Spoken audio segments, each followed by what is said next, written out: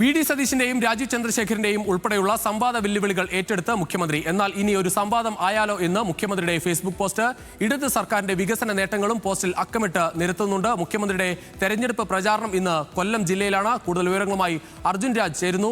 അർജുൻ, എന്തായാലും മുഖ്യമന്ത്രി ഒരു വികസന സംവാദത്തിലേക്ക് കാര്യങ്ങൾ കൊണ്ടുപോവുകയാണ്. കാരണം കഴിഞ്ഞ കുറെ നാളുകളായി തന്നെ ഈ ഡീൽ ആരോപണങ്ങളാണ് ചർച്ചയാകുന്നത്. കഴിഞ്ഞ ദിവസം ഇന്നലെ വാർത്താ സമ്മേളനത്തിലും അദ്ദേഹം അത് പറയുന്നുണ്ടായിരുന്നു. വികസനം ചർച്ചയാക്കുന്നതിന് പകരമാണ് ഇത്തരത്തിലുള്ള ആരോപണങ്ങളൊക്കെ ചർച്ചയാക്കുന്നത്. എന്തായാലും ഇന്ന് രാവിലെ തന്നെ മുഖ്യമന്ത്രി തുടക്കമിട്ടിരിക്കുന്ന ഒരു വികസന ചർച്ചയിലേക്കാണ്.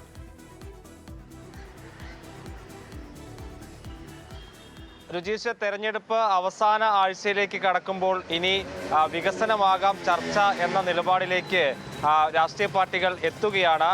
മുഖ്യമന്ത്രിയെ രാജീവ് ചന്ദ്രശേഖറും പ്രതിപക്ഷ നേതാവ് വി.ഡി. സതീശനും വികസന കാര്യത്തിൽ സംവാദത്തിന് തയ്യാറുണ്ടോ എന്ന കാര്യത്തിന് ഇന്നലെ ഒരു വെല്ലുവിളി നടത്തിയിരുന്നു. അതിന് മറുപടി എന്ന നിലയ്ക്കാണ് സർക്കാരിൻ്റെ നേട്ടങ്ങൾ പറഞ്ഞുകൊണ്ട് മുഖ്യമന്ത്രി ഫേസ്ബുക്കിൽ ഒരു പോസ്റ്റ് പങ്കുവച്ചിട്ടുള്ളത്. ഇനി വികസനത്തെക്കുറിച്ച് ചർച്ചയായാലോ, എന്നാൽ ഇനി ഇതിൽ സംവാദമായാലോ എന്നുള്ളതാണ് മുഖ്യമന്ത്രി ചോദിക്കുന്ന ചോദ്യം. അതിൽ A+ ഇട്ടിട്ടുള്ള സർക്കാരിൻ്റെ നേട്ടങ്ങൾ ചൂണ്ടിക്കാണിച്ചുകൊണ്ടാണ് ഈ വിഷയത്തെ മുഖ്യമന്ത്രി ഉയർത്തി കാണിച്ചിട്ടുള്ളത്.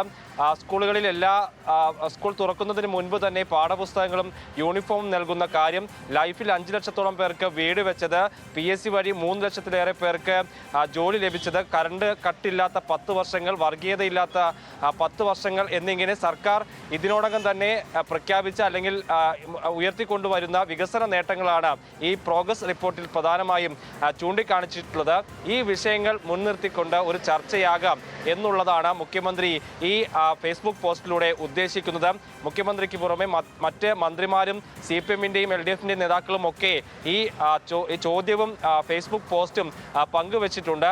LDF ഇതിലൂടെ ഉദ്ദേശിക്കുന്നത് സർക്കാരിൻ്റെ വികസന നേട്ടങ്ങൾ അടുത്ത ഈ തെരഞ്ഞെടുപ്പിൻ്റെ ഈ ഒരാഴ്ച, അവസാനത്തെ ഒരാഴ്ച ചർച്ചയാക്കാം എന്നുള്ളതാണ്.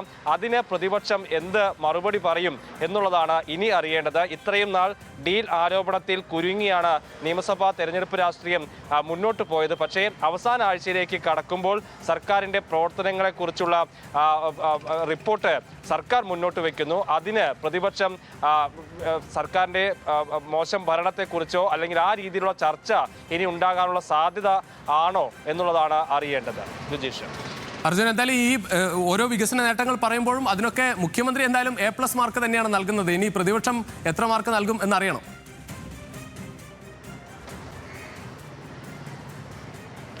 രുചീഷ്, തീർച്ചയായും സർക്കാരിൻ്റെ ഈ നേട്ടങ്ങൾക്കൊക്കെ പ്രതിപക്ഷത്തിന് വലിയ വിമർശനങ്ങളുണ്ട്. ഇപ്പോൾ ഇതിൽ ഈ കറണ്ട് കട്ടില്ലാത്ത 10 വർഷങ്ങൾ എന്നൊക്കെ പറയുമ്പോൾ അത് അങ്ങനെയല്ല എന്നുള്ള വിമർശനം പ്രതിപക്ഷത്തിൻ്റെ ഭാഗത്തു നിന്നുണ്ട്. ലൈഫിൽ 5 ലക്ഷം വീടുകളെന്ന് സർക്കാർ പറയുമ്പോൾ ഉമ്മൻചാണ്ടി സർക്കാരിൻ്റെ കാലത്ത് 4 ലക്ഷത്തിലേറെ ലൈഫിൽ വീടുകൾ വെച്ച് കൊടുത്തിട്ടുണ്ട് എന്നുള്ളതാണ് പ്രതിപക്ഷത്തിൻ്റെ മറുപടി. PSC മുഖേന 3 ലക്ഷത്തിലേറെ നിയമനം നടന്നുവെന്ന് സർക്കാർ പറയുമ്പോൾ ഏറ്റവും തൊഴിലില്ലായ്മ നിരക്ക് ഏറ്റവും കൂടിയ സംസ്ഥാനങ്ങളിൽ ഒന്നാണ് കേരളം എന്ന് പ്രതിപക്ഷം ആരോപിക്കുന്നു. മറ്റ് ഈ ദുരന്ത ബാധിത മേഖലയിലെ പ്രവർത്തനങ്ങളൊക്കെ മോശമാണ് സർക്കാരിൻ്റേത് എന്നുള്ളതാണ് പ്രതിപക്ഷത്തിൻ്റെ വിമർശനം. അങ്ങനെ സർക്കാർ ഉയർത്തിപ്പിടിക്കുന്ന നേട്ടങ്ങളെ ഒന്നും അംഗീകരിക്കാത്ത നിലയിലാണ് പ്രതിപക്ഷത്തിൻ്റെ മറുപടി. അത് ഇനി മുഖ്യമന്ത്രി ഇങ്ങനെ ഒരു സംവാദത്തിന് വെല്ലുവിളിച്ച സാഹചര്യത്തിൽ അതേ തരത്തിൽ പ്രതിപക്ഷം ഉയർത്തുമോ എന്നുള്ളതാണ് അറിയേണ്ടത്.